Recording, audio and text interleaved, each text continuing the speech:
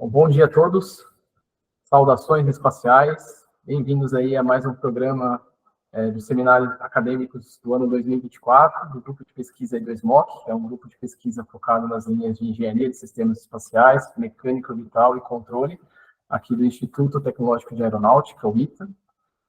Agradeço aí a participação virtual de vocês aqui nessa manhã de sexta-feira. Nós temos aí ilustres presenças, né, aqui além do pessoal da Universidade Federal do Maranhão, nós temos também o professor Fabiano aqui do Instituto Nacional de Pesquisas Espaciais, o INPE, o ex-presidente Carlos Moura, da Agência Espacial Brasileira, né, além de outros institutos aqui, então agradecemos bastante a presença de vocês.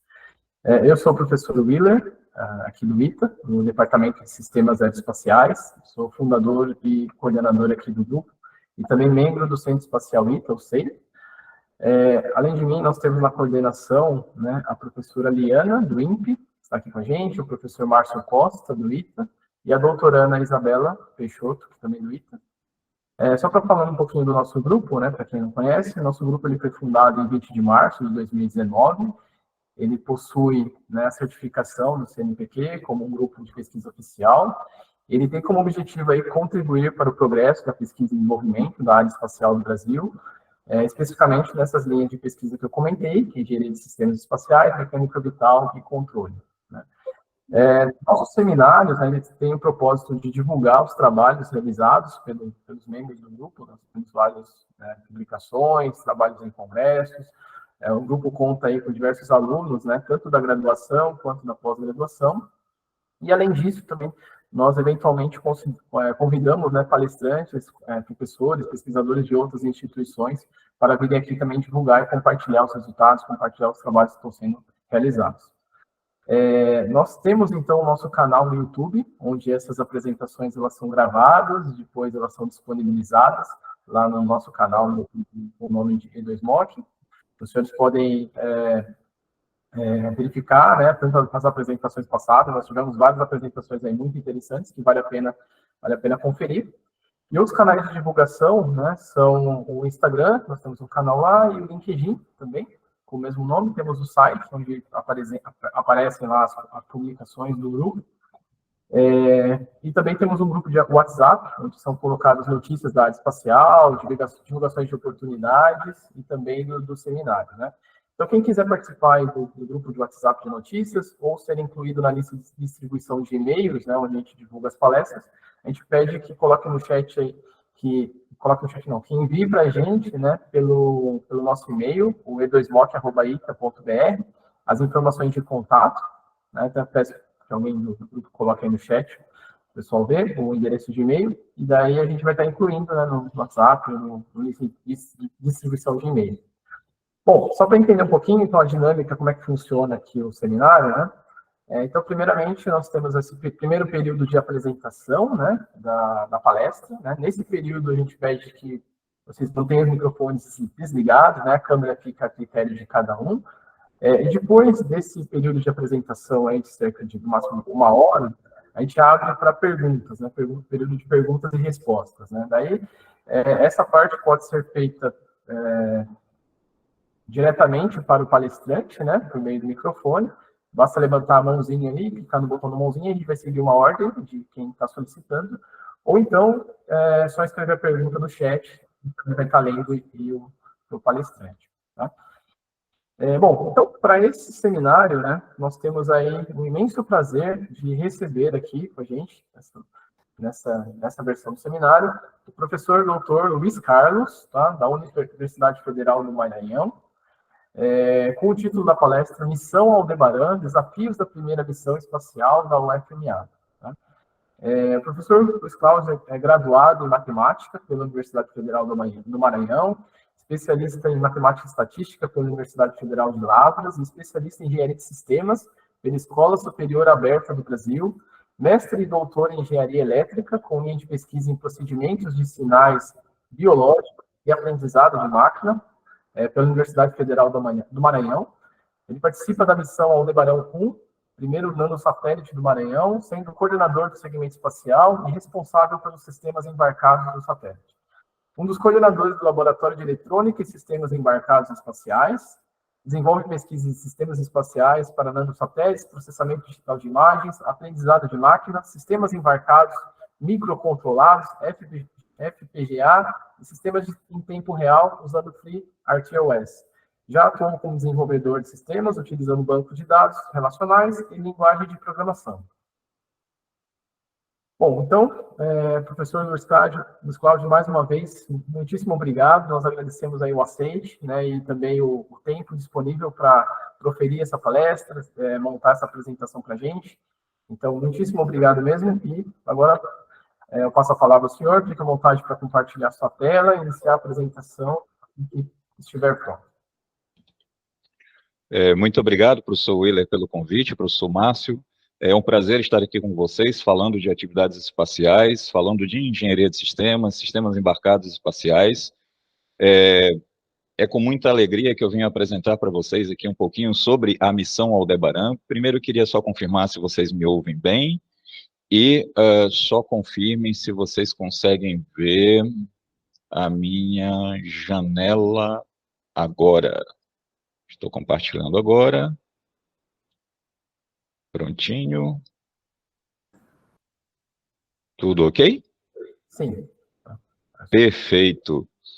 Bom, eu preparei uma palestra com vários... Desculpa, perdão. Aí tem uma barrinha aí do Google que tem que clicar em ocultar. Então, perfeito. Para visualizar. Tá certo. Perfeito, desculpem. Eu preparei uma apresentação, né, com um bocado de conteúdo, né, bastante informação a respeito do que a gente já enfrentou e das expectativas para a primeira missão espacial da Universidade Federal do Maranhão. Essa missão, ela coincide com a criação do curso, né, com o nascimento do curso.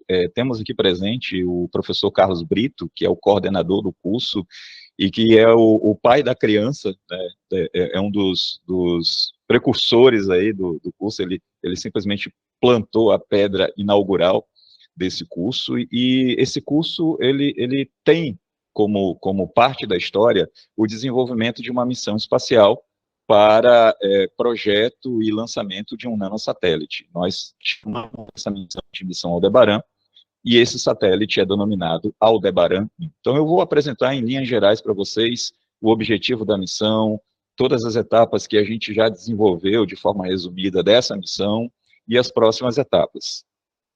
A missão Aldebaran 1 é uma missão espacial para a construção do modelo de engenharia e de voo de um CubeSat voltado para auxiliar no salvamento de embarcações pesqueiras na costa do Maranhão. Na verdade, essa missão ela visa ser uma prova de conceito para a utilização de uma constelação que pudesse ter efetividade no tempo de resposta para o salvamento. Ser uma plataforma para coletas de dados ambientais. Essas coletas de dados podem ser usadas no campo, podem ser usadas em rios, em regiões de mata. Enfim, a gente pretende desenvolver plataformas para coletar dados e enviar os dados para o satélite e, assim, verificar a possibilidade de resgatar esses dados a partir da nossa estação terrena. E promover a capacitação discente e docente quanto ao desenvolvimento de nanosatélites, engenharia de sistemas espaciais, lançamento, rastreio e operação de satélites. Essa missão é promovida pelo curso de graduação em Engenharia Aeroespacial UFMA, que abriu há pouco tempo, há alguns anos, mas que já passou pela sua primeira avaliação do MEC, tirando nota 5. De forma um pouco mais formal, os objetivos do projeto são contribuir para a disseminação da cultura espacial no ambiente acadêmico da Universidade Federal do Maranhão, bem como formação de mão de obra no âmbito regional e nacional. Então, a nossa ideia é promover a qualificação de mão de obra, treinar, educar, formar profissionais que possam atuar no setor aeroespacial, tanto no desenvolvimento de missões espaciais de satélites, quanto na parte de rastreio, na parte de veículos e assim por diante. Estabelecer uma missão, projetar e executar a construção de um CubeSat com configuração 1.1, desenvolvido por alunos de graduação em engenharia aeroespacial e outras engenharias da UFMA que, porventura, se interessem em participar. Estabelecer uma estação de rastreamento para transmissão e recepção de sinais de satélites em frequências de rádio amador, usando modulação GFSK, LoRa e outras modulações que sejam necessárias para a operação das missões. Projetar e construir um localizador de baixo custo para prova de conceito de auxílio no salvamento de pequenas embarcações do município de Raposa, Maranhão. Já já eu vou falar um pouco mais sobre esse localizador e sobre essa missão. Permitir a realização de experimentos envolvendo coleta de dados ambientais e permitir, logicamente, a realização de experimentos e campanhas envolvendo escolas e entusiastas do espaço. Muito importante fazer esse trabalho de divulgação. Nós temos um trabalho de extensão aqui na nossa unidade, no nosso curso, que envolve levar para escolas públicas um pouco dessa cultura aeroespacial, através de atividades de confecção de cansates, foguete modelismo, e planejamos, inclusive, lançamentos de artefatos utilizando sondas na forma de sondas estratosféricas, utilizando balões meteorológicos. A motivação dessa missão é representada bem aqui nesse slide, com duas chamadas para duas notícias publicadas nos anos de 2013 e 2020. Na figura vocês podem ver um grupo aqui de pessoas, né, rebocando com uma corda uma embarcação que naufragou, e a ideia da missão foi permitir o desenvolvimento de uma tecnologia de baixo custo que pudesse auxiliar o salvamento desse tipo de embarcação. A exemplo do sistema COSPA-SARSAT, que já existe, que já é amplamente utilizado no mundo inteiro, a nossa ideia era, a partir de pequenos satélites, de pockets, de CubeSats, desenvolver um sistema que possa ser utilizado dentro do barco, de forma a enviar um sinal de socorro contendo a localização da embarcação, e o satélite ou a constelação, ou a parte da constelação, reenviar para uma estação de rastreamento e, em seguida, acionar os serviços de salvamento. Essa notícia de 2013, 5 pescadores foram dados como desaparecidos, e essa de 2020, 3 pescadores desaparecidos, inclusive um dos pescadores era colega de infância de um dos alunos aqui no nosso curso. A ideia foi fazer uma entrevista com esses pescadores, fomos até o local de atuação, que é um município aqui da ilha de São Luís, chamado Raposa, que vive, além do artesanato, da pesca artesanal, utilizando essas embarcações que vocês conseguem ver aqui no slide. São embarcações pequenas, de 5 a 6 metros, feitas de madeira, com, no máximo, uma bateria para iluminação da embarcação no período noturno, e que fazem viagens de aproximadamente 85 quilômetros na costa maranhense para desenvolver suas atividades pesqueiras, sem rádio, sem telefonia, sem qualquer dispositivo de comunicação que possa ser utilizado em caso de algum perigo ou de algum naufrágio. A ideia, então, é a gente desenvolver, aqui nas linhas vermelhas, vocês conseguem visualizar, um sistema que possa enviar um sinal de emergência para o satélite descer esse sinal de emergência para a nossa ground station, localizada aqui na universidade, e, em seguida, um sistema automatizado avisa o Corpo de Bombeiros, a Guarda Costeira, a Marinha, informando a localização daquele acidente para que as providências possam ser tomadas.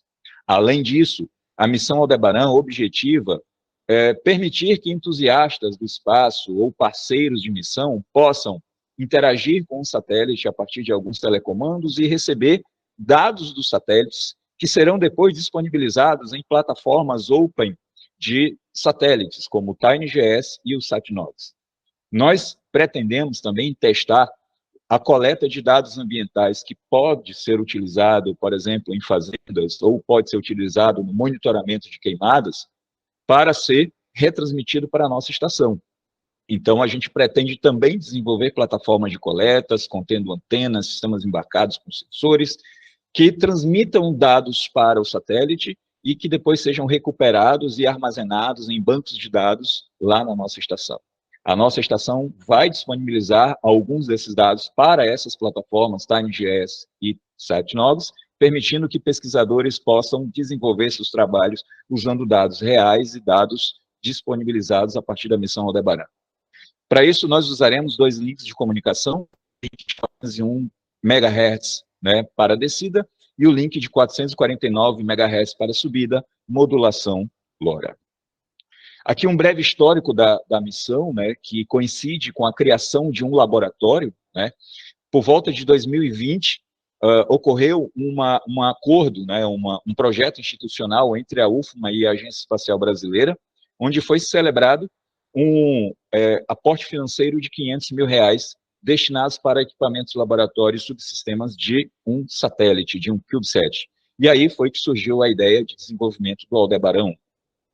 Em 2021, para cumprir essa missão, nós implantamos o Laboratório de Eletrônica e Sistemas Embarcados Espaciais, LABESE, que é o responsável pela execução da missão Aldebaran. Também, no ano de 2021, o curso de Engenharia Aeroespacial da UFMA foi contemplado com um recurso de R$10 mil disponibilizados pela FUNCAT, pela Agência Espacial, para desenvolvimento de um foguete de 3 quilômetros, um foguete acadêmico. Em 2022, foi celebrado mais um acordo entre a UFMA e a Agência Espacial Brasileira para um aporte financeiro de R$850 mil, visando o lançamento e a operação do satélite Aldebaran. Veja só, uma coisa é você elaborar uma missão de construção de um satélite. Outra coisa é você mostrar que aquela missão pode ter futuro, que ela vai, de fato, ter condições de ser lançado, e aí correr atrás do lançamento. E foi isso que aconteceu. A gente mostrou resultados, a gente conseguiu fazer experimentos, a gente conseguiu comprovar que tínhamos a capacidade de rastrear, de desenvolver o satélite, de lançar o satélite. Então, a agência nos agraciou com esse recurso para que pudéssemos providenciar o lançamento. Em 2023, foi implantada a nossa Ground Station, preparada para rastreamento e operações de satélites de baixa órbita na faixa de rádio amador, mas estamos providenciando alterações, modificações para trabalhar em outras faixas, inclusive faixas comerciais, e também para trabalhar em outras bandas de frequência. Por volta de 2019, né, a gente imaginou desenvolver um projeto utilizando a ideia que foi realizada na primeira turma de mestrado, da pós-graduação em aeroespacial da RNA, né, Rede Nordeste de Aeroespacial, onde desenvolvemos um protótipo de um nanosatélite. Inclusive o presidente Carlos Moro, né, teve a oportunidade de visitar o nosso laboratório aqui, do Allan Kardec, e visualizar o trabalho que a gente estava desenvolvendo. Esse foi o nosso ponto de início, né, onde a gente imaginou que a gente poderia construir algo que pudesse desenvolver alguma missão espacial. Aí foi feito todo aquele trabalho importantíssimo, crucial de engenharia de sistemas, né? A análise de missão. O professor Carlos Brito sentou com os alunos, leu as documentações, ESA, NASA, e foi daí que foram tirando objetivos, restrições, requisitos, definição dos stakeholders, arquitetura de missão, conceitos de operação, cronogramas, e aqui, inclusive, alguns exemplos de tabelas que estão contidos nos documentos que foram preparados pelo professor Carlos Brito, que fazem parte de toda essa parte documental importantíssima. Pessoal, vocês não fazem ideia de quão importante é isso aqui, ou até fazem, né? O professor Márcio aí esteve aqui recentemente fazendo um workshop sobre todas essas tarefas e a importância de você desempenhar todas essas tarefas. A gente sente na pele, professor, o que é a engenharia de sistemas, né, a diferença que a engenharia de sistemas faz quando ela é bem aplicada e quando todas as regrinhas, quando todas as normas são seguidas adequadamente.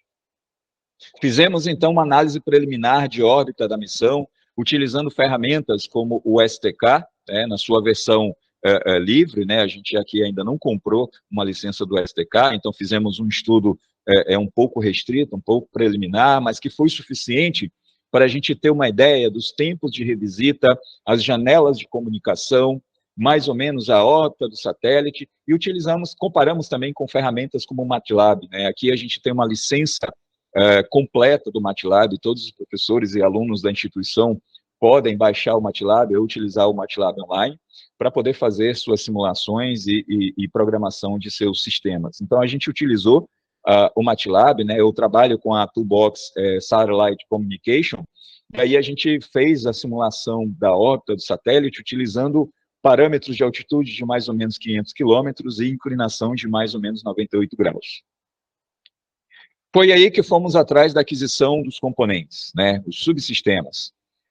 Utilizando a Fundação Sousandred de apoio ao desenvolvimento da UFMA, que é uma fundação que nos apoia na aquisição, nas licitações, nas movimentações financeiras, nós pegamos o suporte financeiro de 500 mil que a Agência Espacial, né, nos proporcionou e fomos dividindo de acordo com os subsistemas, dando preferência para startups ou empresas que sejam brasileiras. Então, o nosso projeto tem como diferencial a não utilização de um kit fechado, e sim a aquisição de componentes, de subsistemas, de empresas, né, diversificadas, mas que sejam aqui de território nacional, que nos permitissem ter todo esse trabalho de conversa, negociação, entendimento dos subsistemas, e assim que pudesse ser feita a integração e os testes e o desenvolvimento de todo o software.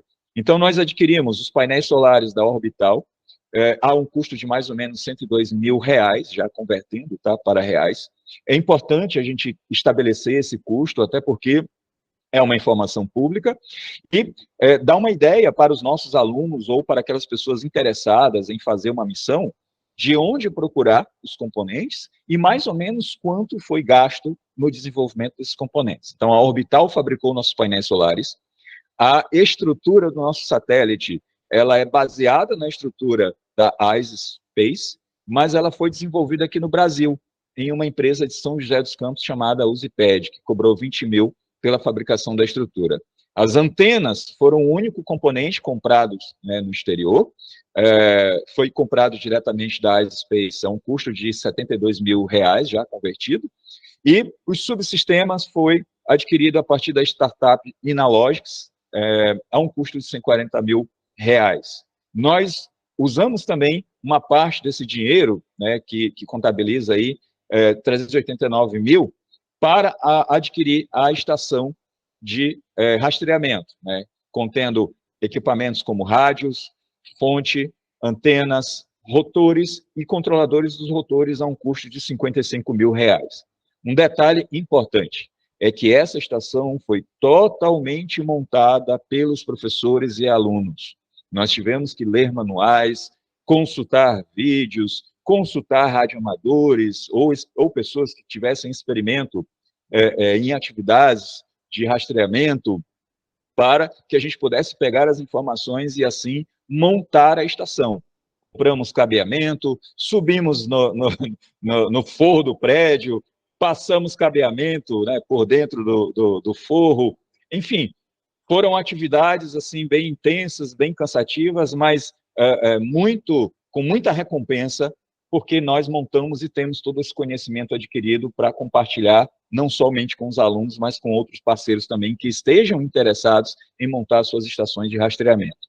O código-fonte dos subsistemas é desenvolvido pelo laboratório Space Lab, da UFSC, e também pelos alunos e professores aqui da UFMA, né, do laboratório Labes.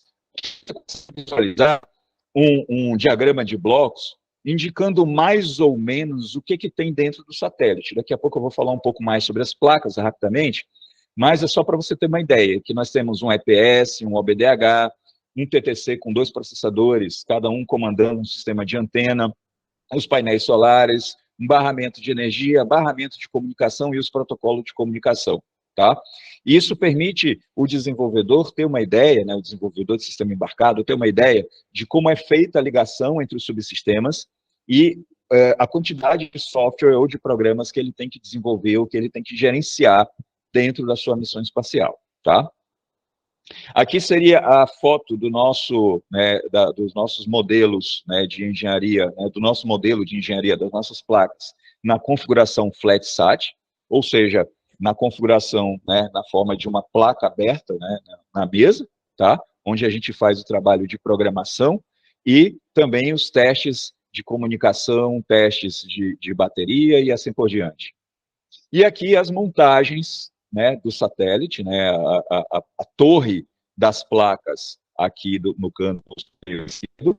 Aqui no canto direito eu já tenho as placas dentro da estrutura com 2 painéis e aqui já as faces, né, os painéis solares já totalmente montados e o satélite pronto para voar.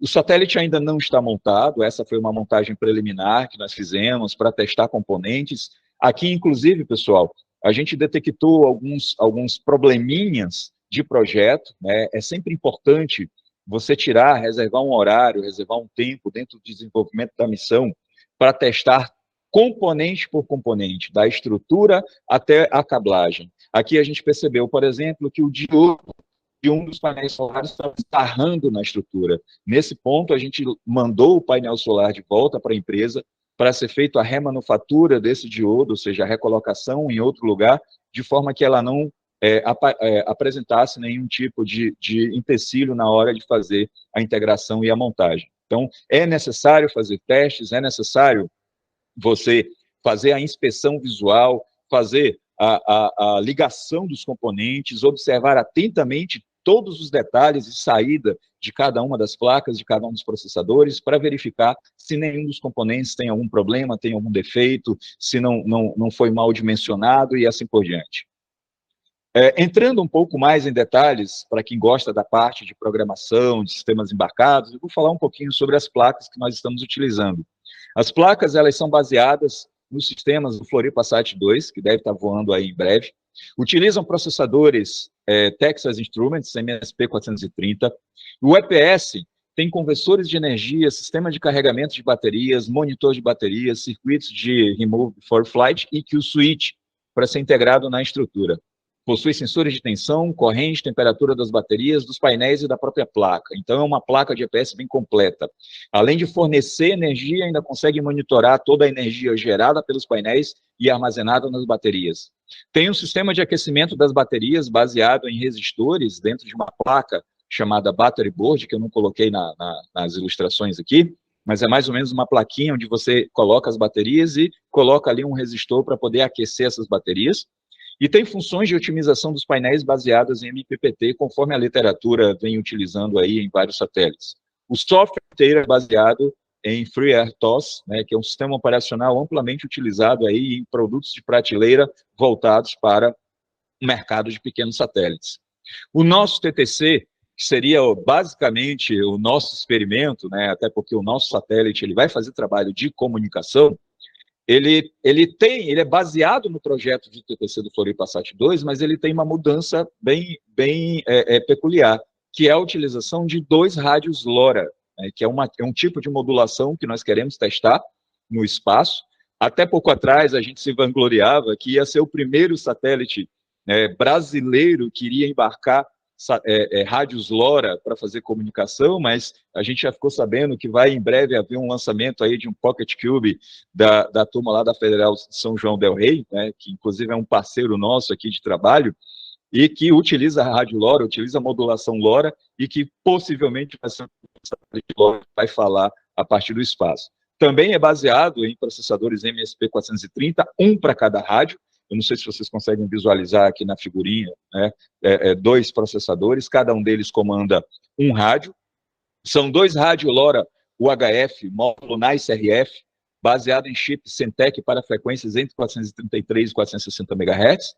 Um rádio é para uplink, o outro rádio para downlink, sendo que o rádio de downlink também é conectado diretamente ao EPS, caso o computador de bordo, nosso OBDH, falhe.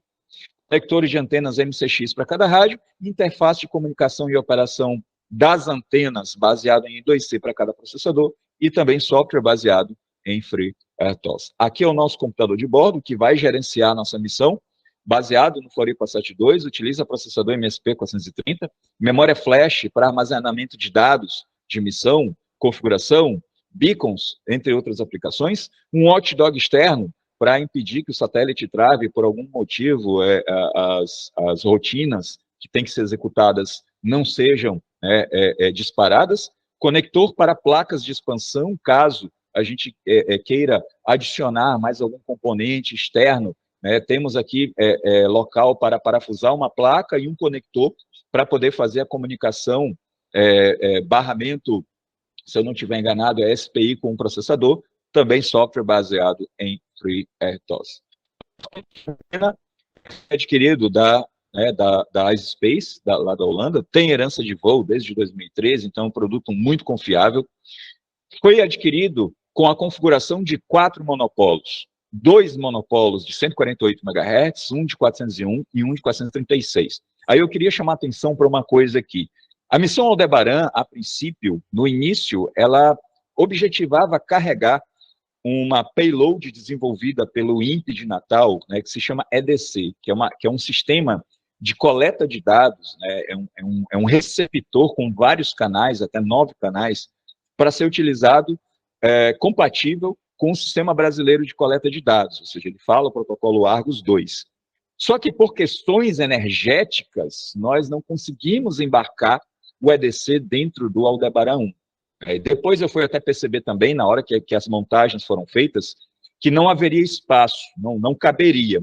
Então a gente decidiu guardar esse EDC, que daqui a pouco eu vou mostrar uma foto, para uma próxima missão, uma futura missão, que se tudo der certo, em breve, vai ser desenvolvida, e aí a gente vai embarcar esse EDC. Então essa frequência aqui de 401 MHz era para o EDC, mas ela acabou sendo utilizada para um dos rádios LoRa. No princípio, a gente iria trabalhar com frequências de rádio amador, mas a gente encontrou algumas dificuldades para utilizar rádio LoRa em frequência de rádio amador e para executar o experimento que seria o localizador que ficaria dentro da embarcação.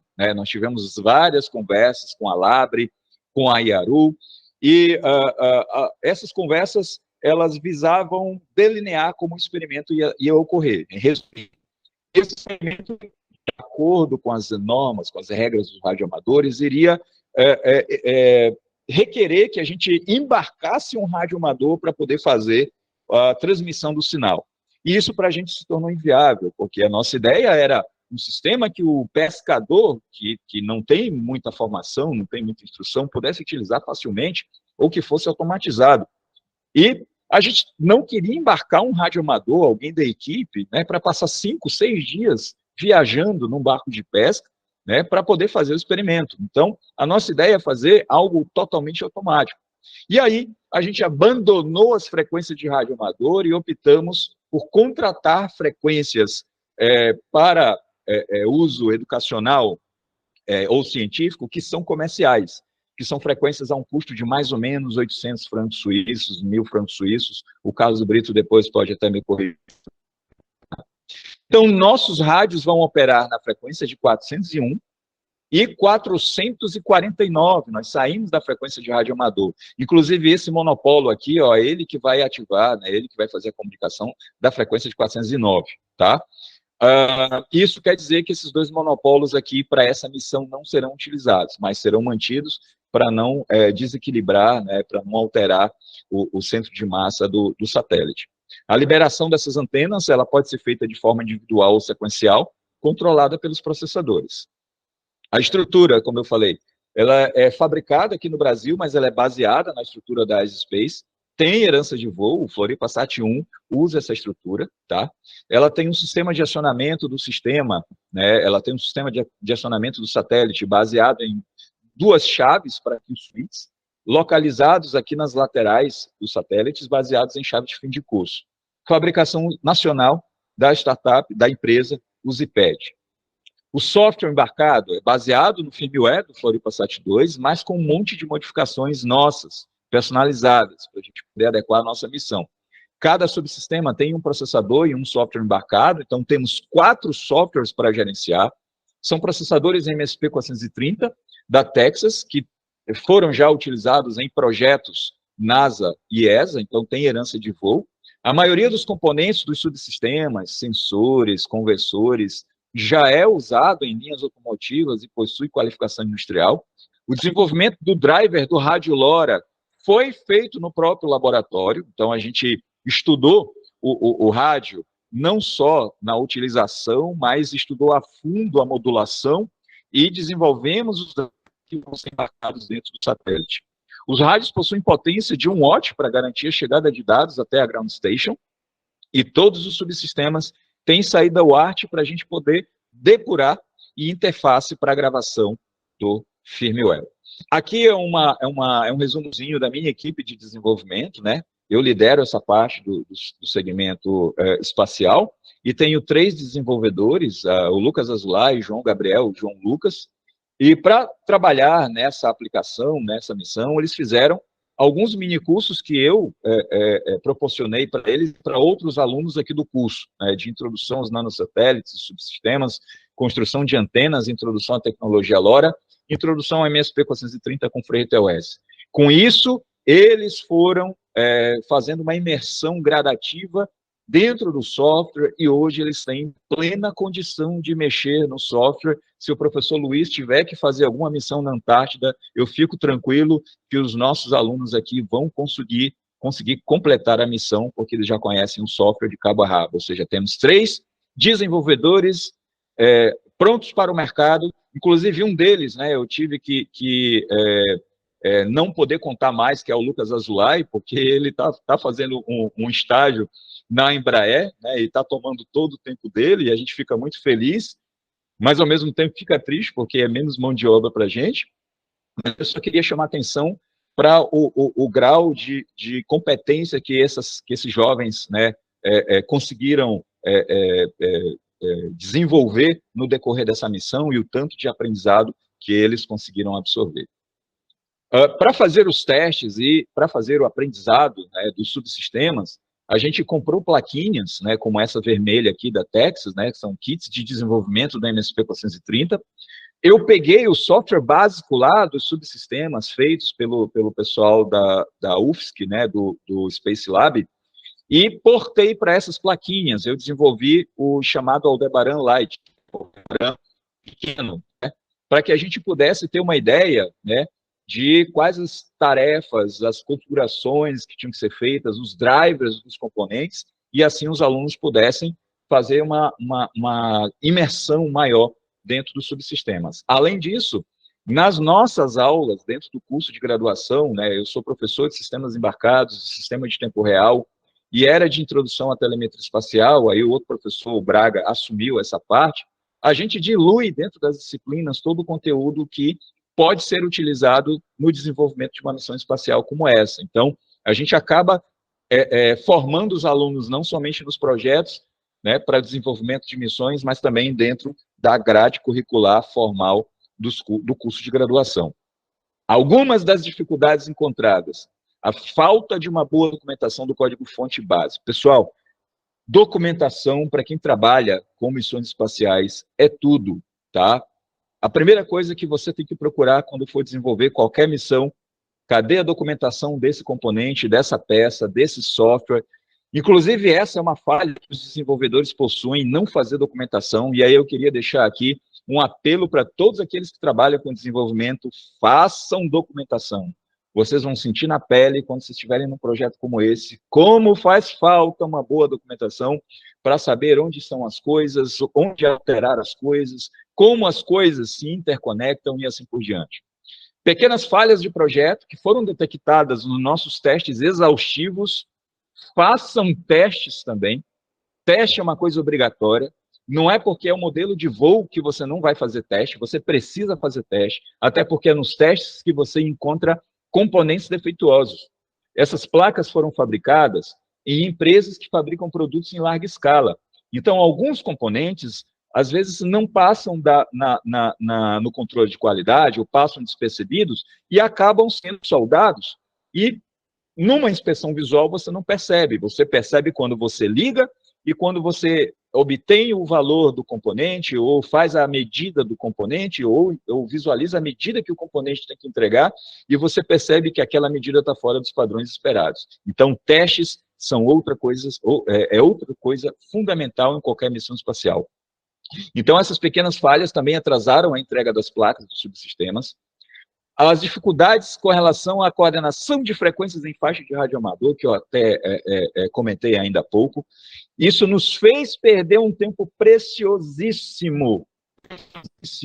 O satélite já era para ter sido lançado ano passado, não foi lançado porque a coordenação de frequência não tinha saído por causa da autorização das frequências de radioamador que nós não tínhamos obtido. E como nós não queremos fazer nada fora do padrão que tem que ser feito, a gente optou por não fazer o lançamento do Aldebaran.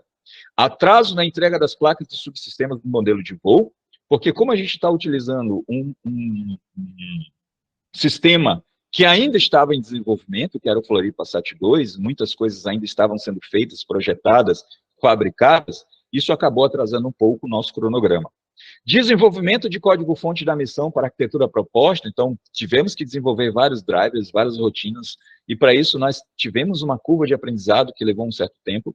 A pandemia atrapalhou muito, o início do projeto iniciou, né, parece que foi combinado, né, juntamente com o início da pandemia e com pouco tempo depois um lockdown aqui na nossa cidade. Então a gente não conseguia vir para a universidade, os alunos não conseguiam sair de casa, várias pessoas tiveram Covid, colegas, professores, alunos e assim por diante.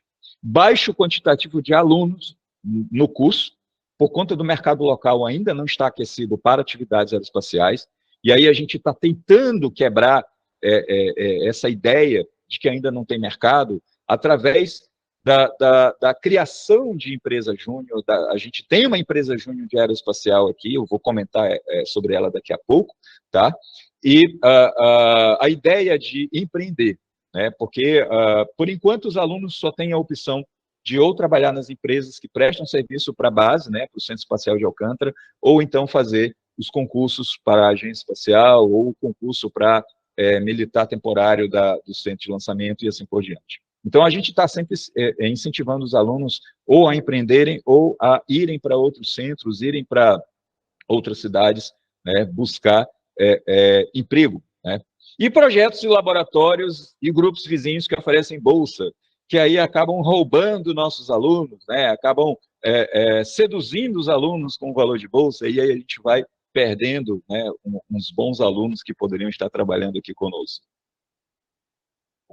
O nosso segmento terrestre, né, como eu falei, uma parte daquela verba foi direcionada para a aquisição de equipamentos, né? Aqui nessas figuras, inclusive, vocês estão vendo esses equipamentos, né? Compramos computadores, TVs, mobiliário, um kit de antenas, inclusive está aqui na figurinha a referência, caso alguém se interesse por adquirir, tá?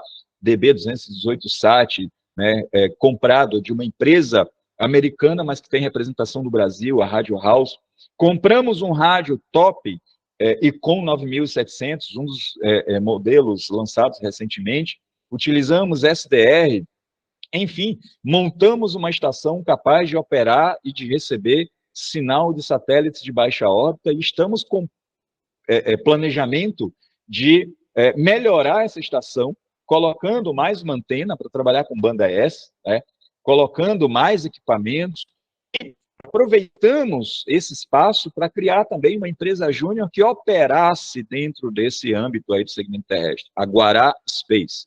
A nossa empresa júnior vai fazer as operações de rastreamento e de operações de satélites, tanto do Aldebaran como de missões parceiras que sejam lançadas aí no futuro próximo. Então, se vocês daqui a um tempo estiverem trabalhando numa missão espacial de um nanosatélite que trabalhe em VHF ou HF 1.2 GHz e precisam de rastreamento, falem conosco que nós oferecemos aí um plano, uma solução para a operação remota ou automatizada do seu satélite. Foi firmado um convênio com o INPE de Natal, né, o Centro Regional de Natal, para também fazer o rastreamento e a operação do satélite Aldebaran 1.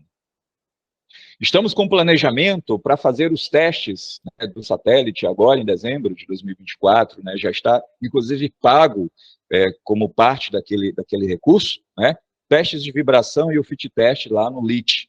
Então, se tudo der certo, a gente está na etapa final do desenvolvimento do software e da montagem da estrutura, preparação da cablagem. Até o mês que vem o satélite vai ser integrado para fazer os testes de comunicação local aqui, para, em dezembro, a gente levar para o LIT, já foi pré-agendado, para fazer esses testes, né, de vibração e o fit test. A previsão de lançamento do Aldebaran 1 é para março de 2025, a um custo de aproximadamente $45 mil. Ele vai subir de um veículo PSLV, né, lá do Centro Espacial de Satish, da UAM, né, na Índia, né.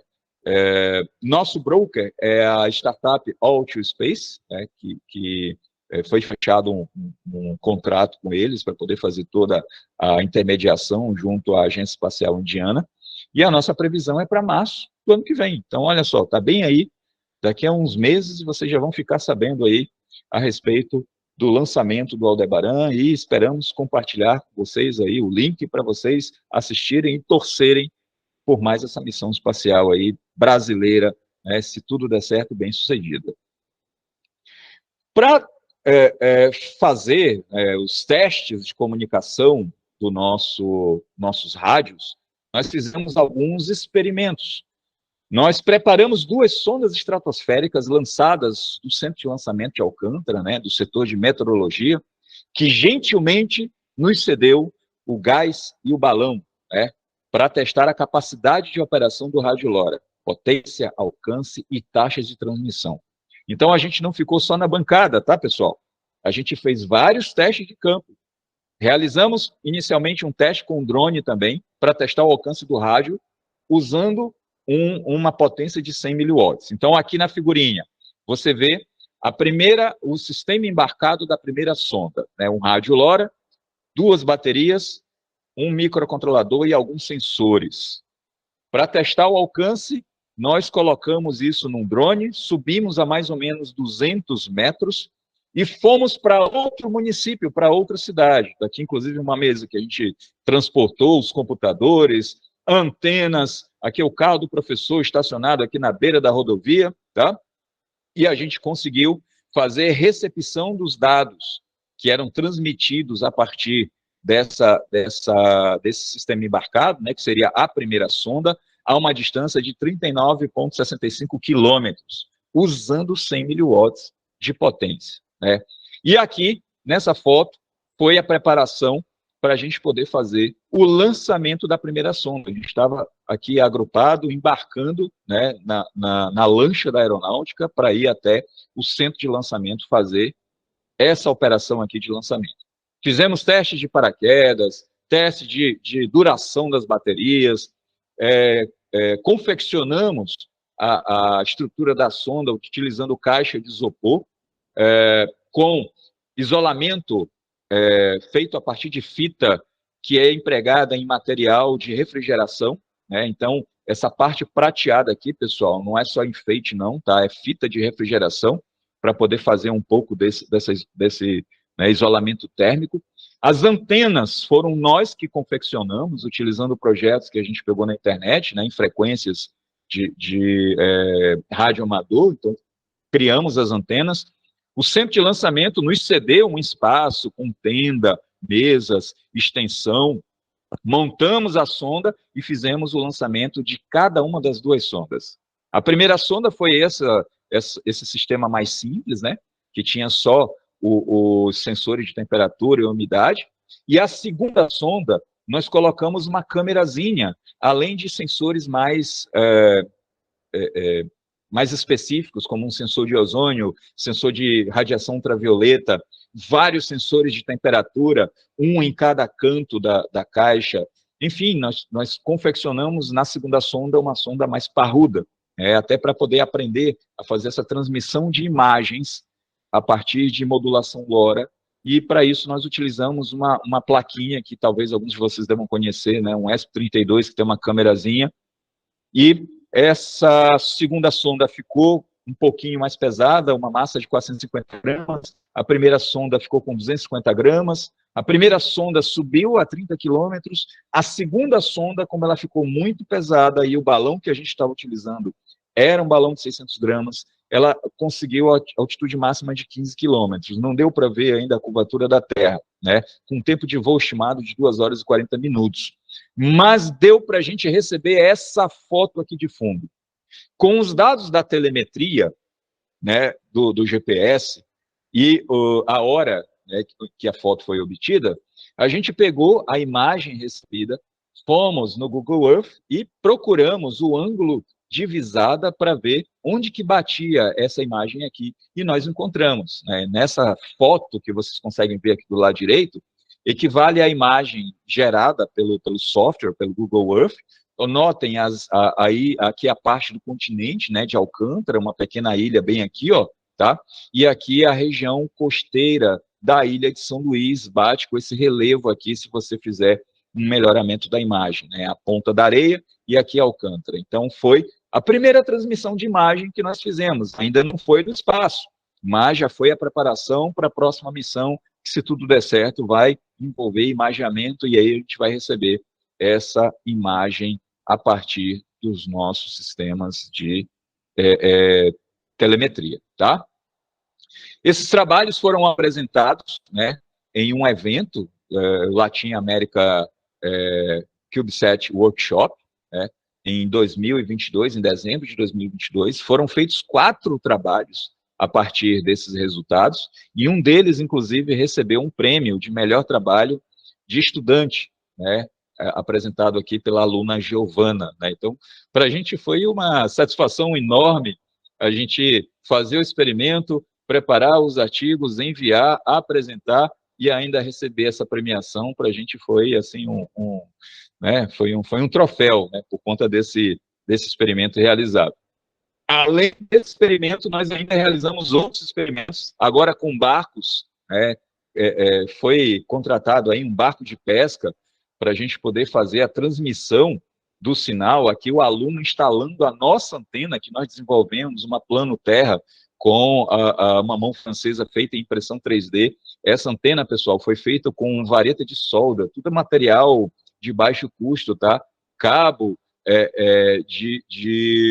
cabo coaxial desses de transmissão de sinais de TV, entendeu? E colocamos um receptor no alto do farol do Araçagi, que é uma edificação mantida pela Marinha, né, pela Capitania dos Portos aqui. Fizemos, inclusive, uma apresentação do projeto na Capitania dos Portos para pedir autorização para instalar essa caixa aqui, que contém uma antena e um sistema aqui embarcado com rádio LoRa para receber o sinal transmitido do barco e retransmitir para a residência de um dos professores, o professor Braga, que mora mais ou menos uns 3 quilômetros daqui, dessa região. Então, o sinal saía do barco, está aqui inclusive a fotinha do aplicativo que o professor Braga fez, o sinal saía do barco, essas retas aqui é porque a gente obtinha o sinal em intervalos de tempo regulares, mas às vezes o barco acelerava, às vezes ele ia mais devagar, então por isso que ficou essa geometria aqui um pouquinho reta, né? Mas a gente cumpriu todo esse trajeto aqui, de mais ou menos 9 quilômetros aqui, próximo desse município de Raposa, que é onde a gente vai fazer o experimento da transmissão dos barcos, tá? Então, o sinal saía do barco, vinha para o farol, 9 quilômetros, e do farol ia para a casa do professor Braga, e lá na casa do professor Braga, com conexão à internet, ia para a nuvem, né? A gente tem uma conta aqui no servidor da universidade, a gente configurou bancos de dados, desenvolvemos web services e algumas rotinas em PHP para poder receber os dados, armazenar no banco de dados, contendo a localização e a identificação de cada barco. E aí veio um teste que muito nos agraciou, que foi o teste realizado no navio escola da UFMA. A UFMA tem um navio que é usado nos cursos de oceanografia e engenharia de pesca, e que faz viagens regulares, né, dentro do calendário acadêmico, para que os alunos possam praticar coisas relacionadas à engenharia de pesca e pesquisas oceânicas. E aí nos foi dada a oportunidade de colocar esse sistema aqui, né, que é o nosso localizador, dentro da embarcação, ligado numa antena que estava a mais ou menos uns 6 metros de altura aqui no mastro do navio. Eu que fui montar e desmontar essa antena, inclusive, né? E é bem legal porque a gente conhece um pouco sobre como funciona um navio como esse, como é a rotina. Fomos recebidos, né, pelo capitão, pela equipe didática que trabalha no navio, e foi muito interessante porque a gente obteve mais informações a respeito dessas atividades, né, pesqueiras e atividades de pesquisas oceânicas.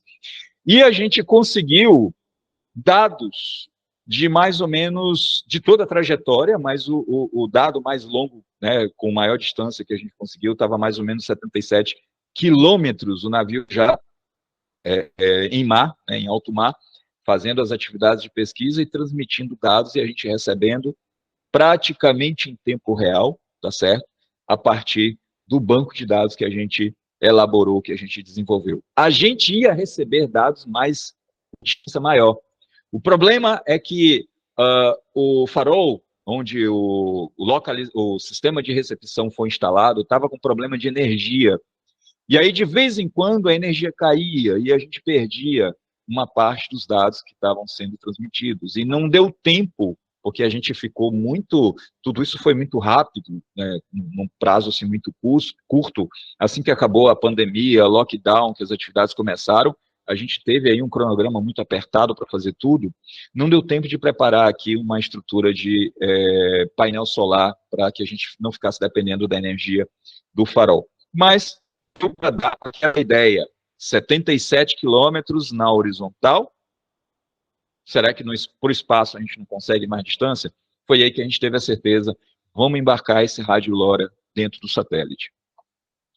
Para o futuro, né, temos uma parceria com a InnoSpace para um lançamento de um CubeSat 1U, se tudo der certo, né, se sair esse contrato em março de 2025, com órbita inclinada entre 10 e 45 graus, mais ou menos 450 quilômetros de altitude, com uma carga útil da startup Epic of Sun, que pretende colocar um sistema de inteligência artificial a rodar dentro de CubeSat, utilizando alguns dados que nós vamos fornecer para eles poderem fazer a validação dessa inteligência artificial. E vamos aproveitar essa mesma missão para fazer também coleta de dados de um projeto, que já eu vou mostrar em um slide, né, chamado Alcântara em Órbita. Além disso, pretendemos implementar melhorias nos subsistemas e no software embarcado, visando sempre qualidade, né, e mais facilidade de integração. Construção de plataformas autônomas para coletas de dados ambientais, com painel solar, baterias e os sensores que a gente pretende utilizar nas atividades. Desenvolvimento de uma missão para integração do EDC, né, o Sistema de Coleta de Dados Ambientais, feito lá no INPE de Natal. Tá? Essa iniciativa é fruto da parceria entre o Labese e o INPE, né, de Natal. Inclusive, aqui tem uma foto de uma das placas que nós temos aqui, que nós usamos para poder aprender a trabalhar com o EDC. Compramos placas que simulam a transmissão de sinal no protocolo Argus, que é o que o Sistema Brasileiro de Coleta de Dados utiliza. Então, nós fizemos testes, estamos desenvolvendo os nossos primeiros protótipos de coleta de dados para transmitir os sinais para esse EDC, e muito em breve, em um próximo CubeSat, nós vamos integrar o EDC para testar.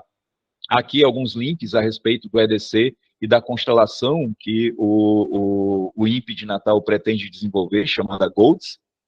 Pretendemos aplicar modulação LoRa em banda S, para transmissão de imagens de grandes volumes de dados, e também eu tenho um projeto de pesquisa que foi aprovado recentemente, 2 bolsistas que estão estudando componentes tolerantes à radiação ou proteção contra a radiação para CubeSats, tá certo? Aqui é a missão Alcântara em Órbita, né? É interessante falar dessa missão. A Alcântara em Órbita é uma missão desenvolvida por um conjunto de alunos, né, de uma escola pública, né, mantida pelo Corpo de Bombeiros Militar aqui da nossa cidade, tá? Que foram campeões da etapa regional da Olimpíada Brasileira de Satélites. Inclusive, eles foram agraciados com um lançamento, né, em balão estratosférico lá no CVT de Natal, né, dentro do CLBI. E aí nós aproveitamos a ideia do projeto deles, que é construir um satélite de coleta de dados ambientais na região ali da base de Alcântara, e vamos implementar isso dentro da missão que vai voar no foguete da InnoSpace no ano que vem. Temos aí a parceria com o Laboratório Integrado de Sistemas Espaciais, o LISE, que está desenvolvendo o primeiro Pocket Cube mineiro, né, para ser lançado esse ano ainda, perdão. A expectativa é entre outubro e novembro, o iSat, tá? E vamos desenvolver um sistema para eles, um sistema computacional para operação automática do satélite, com acesso remoto aos telecomandos e telemetria recebida. Ou seja, para operar o satélite não vai ser preciso ninguém aqui na estação. Vai ser tudo comandado por uma série de softwares que vão estar todos, né, interconectados, o software de rastreio, o software de controle dos rádios, o banco de dados que contém os telecomandos e o banco de dados que contém todas as telemetrias recebidas, e o pessoal lá de Minas vai, pela internet, acessar esse sistema e vai indicar qual telecomando que ele quer que seja executado em tal passagem, quais foram os dados que foram recebidos em tal telemetria. Eles vão poder baixar dados, vão poder jogar os telecomandos dentro do banco de dados para operar o satélite remotamente. Aqui uma foto do Pocket, né, o iSat, e aqui uma foto da equipe do LIS, né, que está desenvolvendo esse projeto tão bacana e tão legal. Temos também aqui na nossa universidade o segmento, né, de lançamento, representado aí pelos professores Oswaldo Loreda e Klaus Weman. Temos uma startup voltada para a produção de foguetes, né, a Crux Aerospace Technologies. Aqui o site, né, o link do site, mas vocês também acham a Crux Aerospace no LinkedIn, no Instagram. E uma coisa boa, né, que vale a pena ser falado, é que a Crux está participando de um dos consórcios que foi contemplado no edital FINEP VLPP, né, no consórcio da AKR Breng Insist. Então, aqui estamos fazendo veículos, né, uma parte do motor foguete vai ser feita aqui, na responsabilidade da Crux.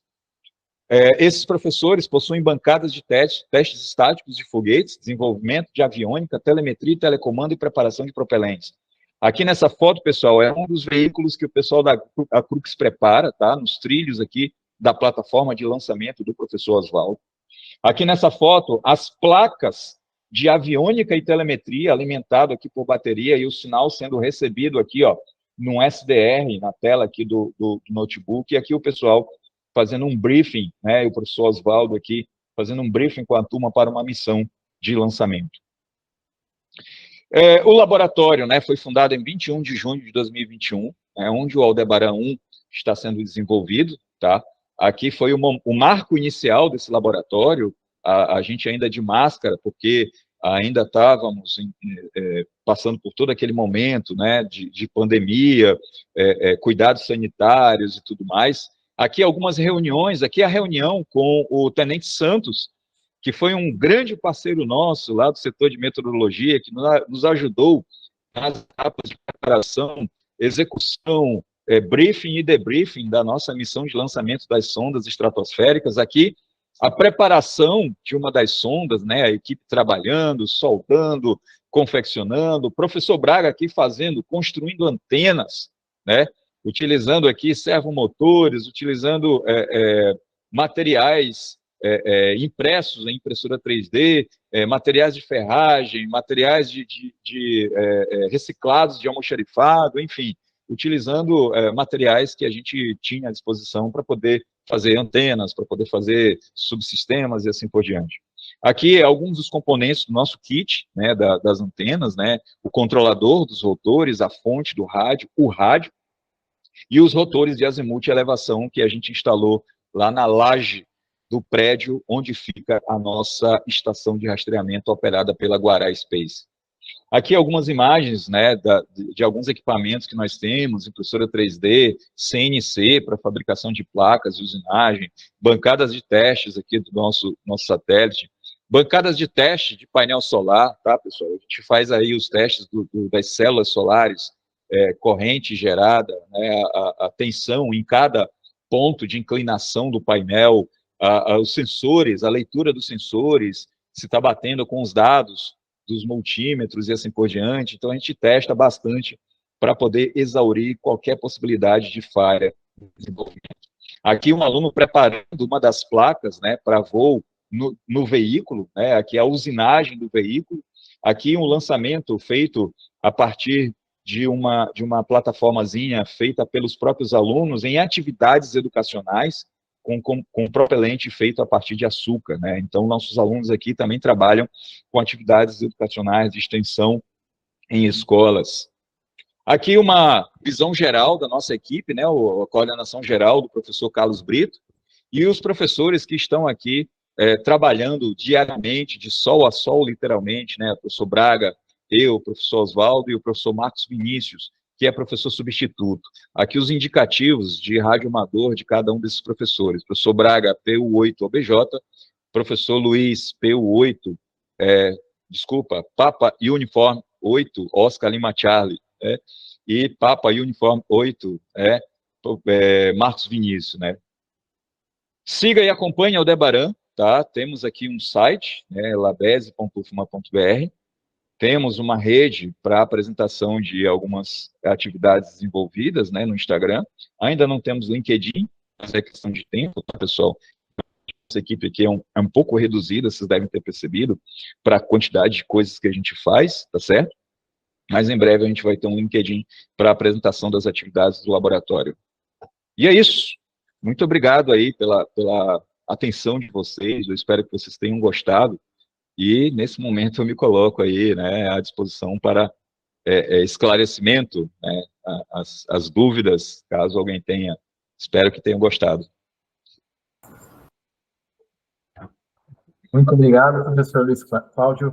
Parabéns aí pela excelente apresentação, essa aula aí que a gente teve, realmente fantástico, incrível, aí, todo o trabalho que está sendo realizado aí para vocês. E isso é muito gratificante para os nossos alunos, né?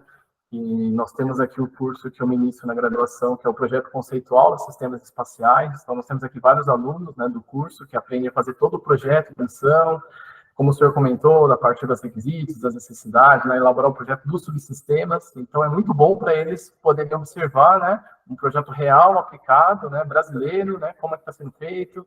Então, realmente, foi uma aula aí para todos. Então, excelente, muito obrigado.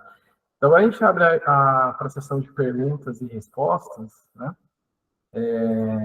Primeiramente, eu gostaria de dar a palavra para o ex-presidente da Agência Espacial Brasileira, AEB, o senhor Carlos Moura, né? Por favor, senhor Moura, fica à vontade para fazer seus comentários.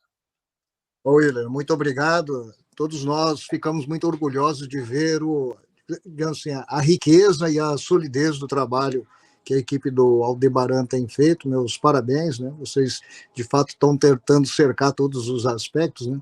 E eu fiquei, assim, também interessado em saber, assim, em ver que vocês montaram também a parte do segmento solo, que muitas vezes é esquecida, né?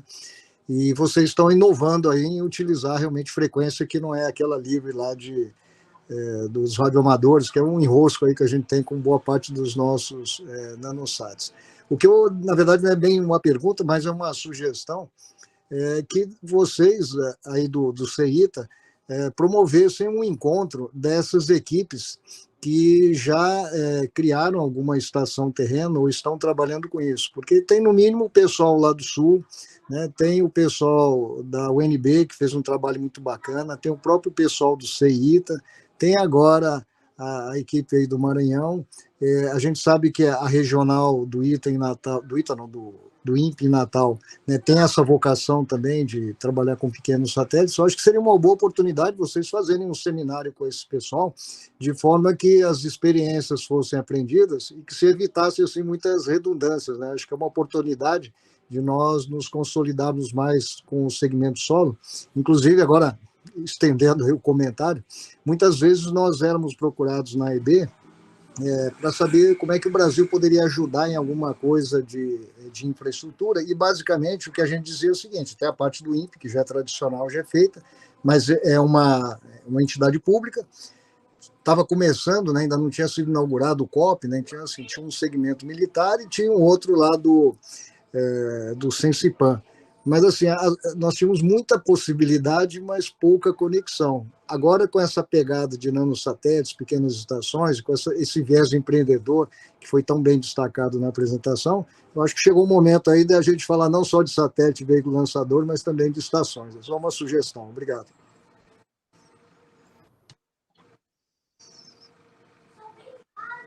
Só respondendo ao comentário do nosso ilustríssimo presidente Moura, muito obrigado aí pelas colocações, e a gente acredita que essa parte da estação de rastreamento é tão importante quanto os outros segmentos, né?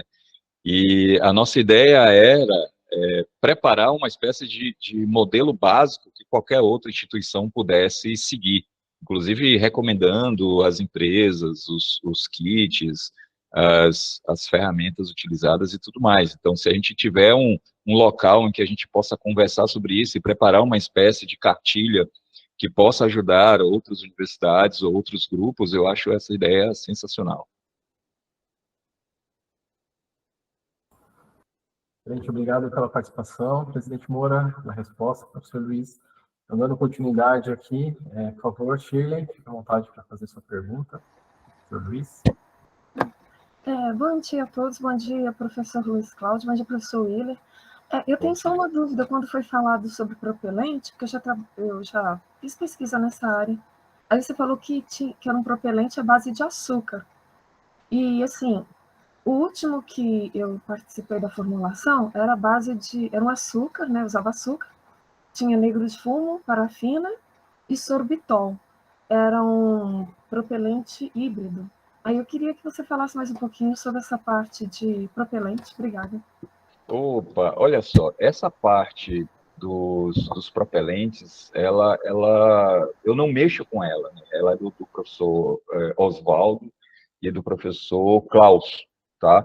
Eu fico com a parte da eletrônica, comunicações, e tive que assumir recentemente a parte mecânica estrutural para poder fazer a integração, a montagem do satélite. Então, eu não estou trabalhando com propelentes. Mas eu posso pegar o seu contato e passar essa sua pergunta lá para um dos professores, ou o Klaus ou o Oswaldo, para eles responderem para você com mais propriedade. Pode ser assim? Está ótimo, pode sim. Obrigada. Perfeito, eu que agradeço. Desculpa não ter um conhecimento mais aprofundado dessa parte. Não, que isso. Obrigada. Obrigado, Shirley. Agora eu passo a palavra para o professor Fabiano do INPE. Professor, fique à vontade. Obrigado, William. Primeiro, eu queria parabenizar aí o professor Luiz Cláudio e a equipe do Aldebaran 1. Realmente muito bacana, tá? Esse projeto que vocês estão desenvolvendo, essa iniciativa. É um super desafio, né? Desenvolver uma missão da concepção à operação aí em breve, e aprendendo, né, na verdade, né? E incluindo a parte de documentação que, como o professor Luiz Cláudio bem colocou, é muito importante, né, para você manter aí a rastreabilidade desde o início da missão até o final, né, até a sua operação e depois descarte. Muito trabalho, realmente. Eu tenho, na verdade, uma pergunta apenas, com mais uma curiosidade, e uma sugestão. Eu vou começar com uma pergunta, né? O senhor comentou que vocês tiveram dificuldade no embarque do EDC por conta de... Uma das dificuldades, a outra foi a parte de uma interferência mecânica, mas uma primeira dificuldade teria sido a questão ligada ao budget de potência, né, de energia. Isso porque o EDC, ele, pelo que eu saiba, ele pode ficar ligado durante um tempo, né? Como vocês estão só com visibilidade ali sobre o Maranhão, é um período curto de tempo, então é mais uma curiosidade, né? Qual foi o problema de budget de potência que vocês tiveram? Então, professor Fabiano, em primeiro lugar, obrigado aí pela presença, tá? Por ter assistido aí um pouquinho do nosso trabalho. Nós recebemos uma versão do EDC, que é uma versão um pouco antiga. Eu, infelizmente, estou em outra sala, não estou no laboratório para mostrar a placa aqui agora, nesse exato momento. E essa versão do EDC que nós recebemos para fazer os nossos testes iniciais, ela não tinha aquela reformulação que fizeram no sistema que faz esse desligamento. Era aquela versão que consumia os 2 watts de potência e ficava direto ligado. O nosso projeto do EPS, ele foi dimensionado para 2 baterias apenas, né?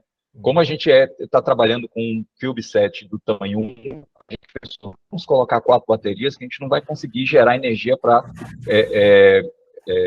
carregar essas 4 baterias. Então, vamos trabalhar com 2 baterias.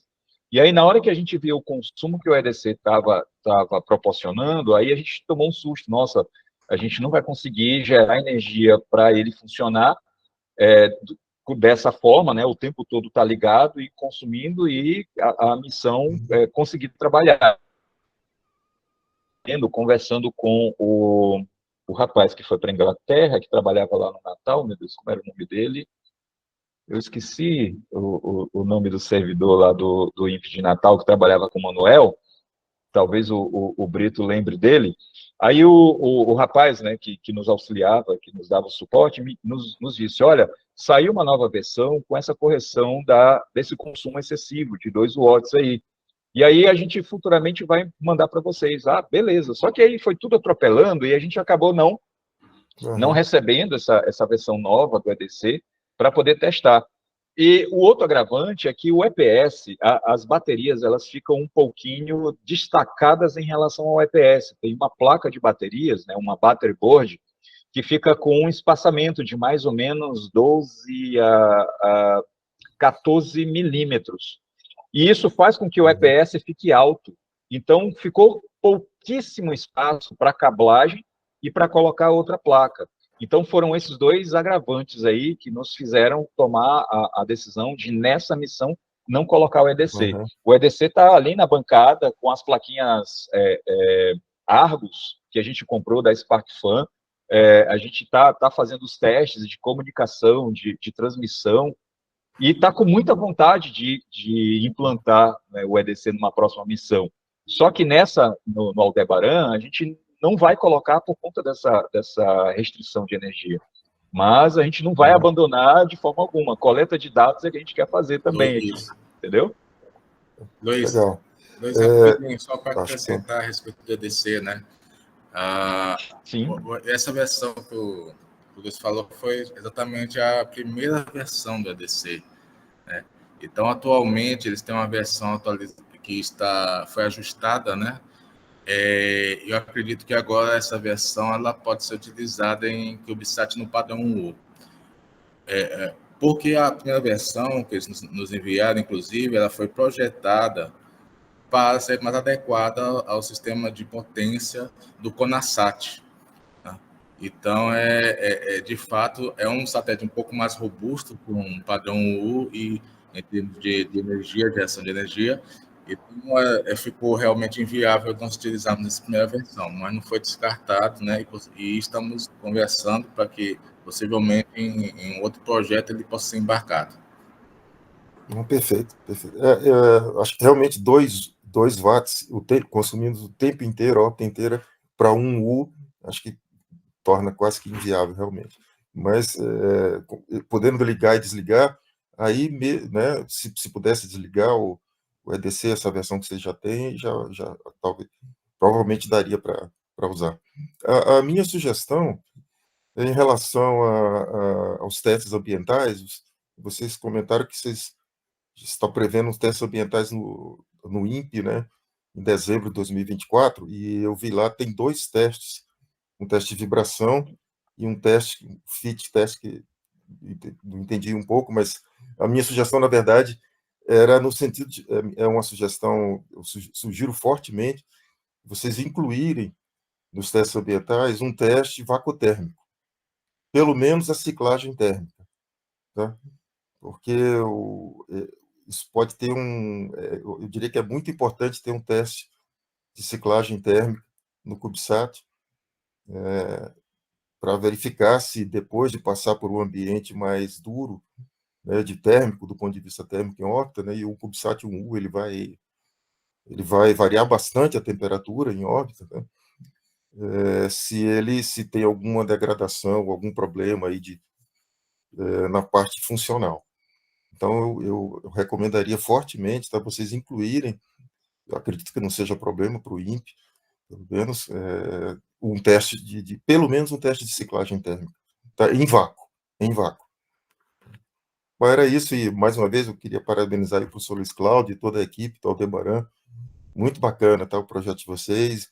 Parabéns, que nós sabemos que não é fácil. Tá? Joia. Obrigado, William. Muito obrigado, professor Fabiano. Não é nada fácil. Obrigado, Fabiano. Professor Luiz, gostaria de colocar 2 curiosidades, né, da minha parte. A primeira seria você falar um pouquinho sobre a questão do problema, né, e a motivação desse trabalho. Né? Primeiramente, como é que é feito, qual que é o cenário atual, né? Como é que hoje, quando essas embarcações elas têm os problemas, como é que é o sistema de alerta de emergências? Como é que funciona? É por dados móveis, por sistemas celulares, né? E a gente entende que é uma forma de conceito que o senhor falou, né? Mas visando lá na frente, o senhor falou que seria uma constelação, né? Constelação de satélites é uma das minhas áreas de pesquisa, eu estou aula na pós-graduação aqui sobre isso, A gente sabe que é muito complexo. Você tem a implantação da constelação, a manutenção, sim, a degradação, né? Então, sim. não sei se vocês chegaram a fazer um estudo de viabilidade, né, dessa Uhum. constelação e como é que isso se sustentaria, né, ao longo dos anos para esse trabalho. Sim. Ah, ah, é, eu vou responder a última pergunta. A gente ainda não iniciou o trabalho mais aprofundado com as constelações. A gente está primeiro fazendo algumas simulações da quantidade de objetos que a gente tem que ter em órbita para poder atender um tempo de revisita apropriado, né, para uma situação de emergência, incluindo inclinação, altitude e tudo mais. Mas é uma próxima etapa. A nossa equipe, infelizmente, é uma equipe muito pequena. Temos poucos alunos, né, participantes do projeto. O curso mesmo tem poucos alunos, né, na faixa de uns 15 a 20 alunos no máximo, tá certo? Mas é uma próxima etapa que a gente quer começar a atacar, incluindo a possibilidade até de utilizar veículos do tipo Pocket, que são mais fáceis da gente construir, podem ser utilizados só para fins de comunicação, enfim, para esse tipo de aplicação de emergência, né? Então, a gente ainda vai fazer esses estudos, ainda vai fazer essas simulações, essas pesquisas. Com relação à situação atual, as embarcações, elas não têm nenhum preparo para a situação de emergência. As entrevistas que nós fizemos com os nossos stakeholders, que são os pescadores, nós fomos até a colônia dos pescadores, conversamos aí uma manhã inteira com vários pescadores, vários deles, inclusive, relataram acidentes que sofreram. Um deles contou que um navio, que aqui tem um porto bem movimentado, o Porto do Itaqui, um navio fez um desvio da rota que não deveria fazer e na água e não conseguiram pegar nenhum objeto. A sorte deles é que eles tinham uma faquinha na cintura, né, para poder cortar rede, essas coisas, e com essa faquinha ele foi cortando cordas da embarcação, pegando pedaços de madeira da embarcação para amarrar e fazer uma espécie de boia para eles ficarem ali no mar, aguardando alguém resgatar. Como é que se sabe que teve um acidente? Quando a colônia avisa que certas embarcações vão sair para fazer o trabalho, eles marcam assim o dia que ela tem que retornar. Se não retornar naquele dia, e lembre, são viagens de até 5, 6 dias, tá? São 5 e 6 dias navegando, não tem sinal de telefonia, não tem nenhum outro tipo de comunicação. Se naquele dia de retornar a embarcação não voltar, aí eles se organizam lá na colônia, pegam as embarcações que estão lá disponíveis e começam a fazer o trajeto até encontrar algum sinal de que houve algum acidente, de que a embarcação ficou à deriva, ou outro tipo de coisa. Então, não há como ter uma resposta em caso de perigo. Por isso que um sistema como esse seria crucial para a saúde do trabalho, né, dos pescadores que vivem desse ofício. E que promovem uma atividade muito importante. O professor Márcio deve se lembrar aí do pescado que ele comeu quando ele esteve aqui no workshop, né? E todo aquele pescado vem desse município, né, da Raposa. Esse município, inclusive, ele vem restaurantes lá do Ceará para pegar uma parte do pescado daqui para abastecer os restaurantes de lá. Só para você ter uma ideia. Entendi. Não, interessante. Muito bom. Obrigado aí pela resposta. Uma outra questão, né, esse episódio, a princípio, não teria sistema de controle, né, de atitude, né? Vocês chegaram a fazer alguma análise do risco, quanto que impacta a comunicação, porque daí você não vai ter um apontamento, né, das antenas do sistema como nessa escola. Professor Willer, aí o senhor pode descontar ponto aí da minha apresentação, porque eu esqueci de mencionar que a gente tem um controle passivo baseado em imã diretor e barra de esterese. É porque a cabecinha aqui está com tanta coisa, entendeu? Que eu acabei esquecendo de colocar o slide a respeito do nosso sistema de controle passivo. Tem um imã diretor na parte superior, XY da nossa estrutura, e 2 barras de esterese, que foram tratadas termicamente, nas 2 barras menos X e menos Z, para poder auxiliar a vetorização e fazer a atitude do satélite orientar sempre para baixo, né, para uma direção, e assim ele não ficar em movimento aleatório ou de spin, dificultando a transmissão. Ah, bacana. Mas já estamos trabalhando num projeto de controle de atitude baseado em magnetóqueis. Aguardem notícias em breve, tá bom? Ah, legal, muito bem. Obrigado. Bom, parabéns aí novamente aí pelo excelente trabalho que vocês estão desenvolvendo. Mais alguém tem alguma pergunta, algum comentário para fazer para o professor Luiz? William, Oi, Márcio, fica à vontade.